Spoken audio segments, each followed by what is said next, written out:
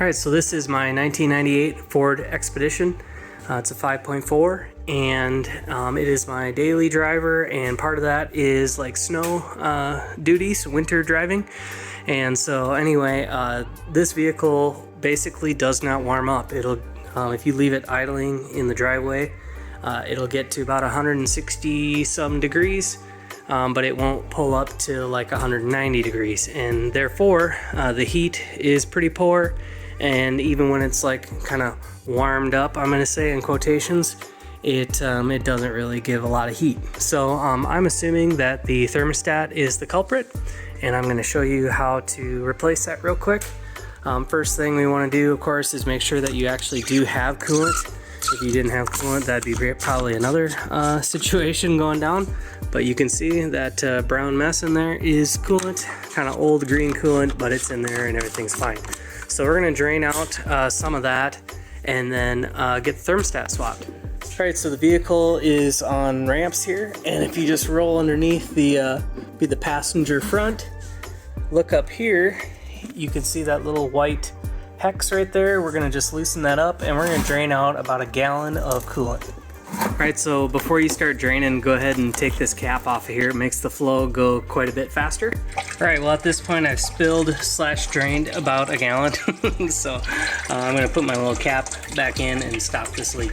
All right, so now that we've got our coolant drained out, we're basically trying to drain down this pipe right here, this upper radiator hose, so that it's not full of coolant. Yeah, could you leave it full? Sure, but then you're gonna puke it all out over the engine. At least this way it's on the floor, not on the engine.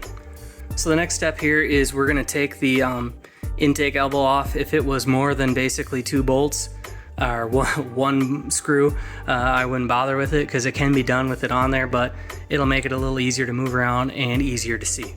First thing we'll do is undo this clamp right here, disconnect this sensor, and we'll take this hose clamp loose. So I also unplugged this pipe and this pipe, and then you can take this whole thing and just set it off to the side like so. Next thing we're gonna do is take 1, 2, 3 bolts out, and then these 2 down here for the actual water neck.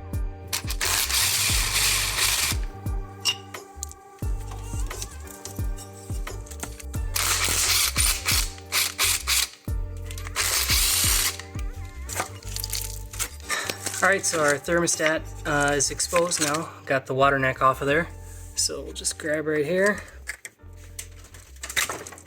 pull that sucker out, and now we're gonna kind of fish around in there and make sure everything's clean, make sure there's no debris kind of in the way, rust chunks or anything of that like, and then we'll get the new one put in.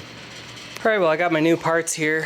Here's the O-ring that goes right here, and also the new thermostat. So I'm gonna open this thing up.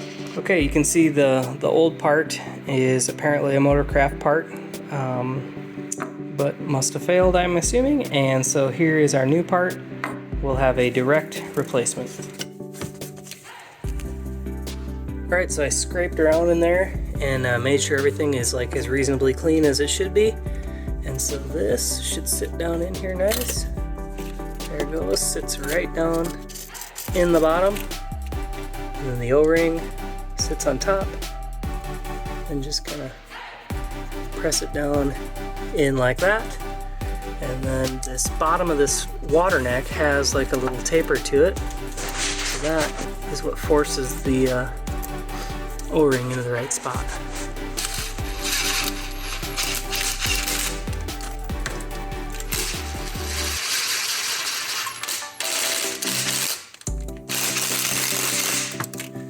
Alright, and now we will just put our intake back on and put this little bracket back in place, plug everything back in.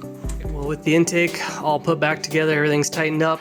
Now I can put some coolant back. I got the pre-diluted, ready to go stuff.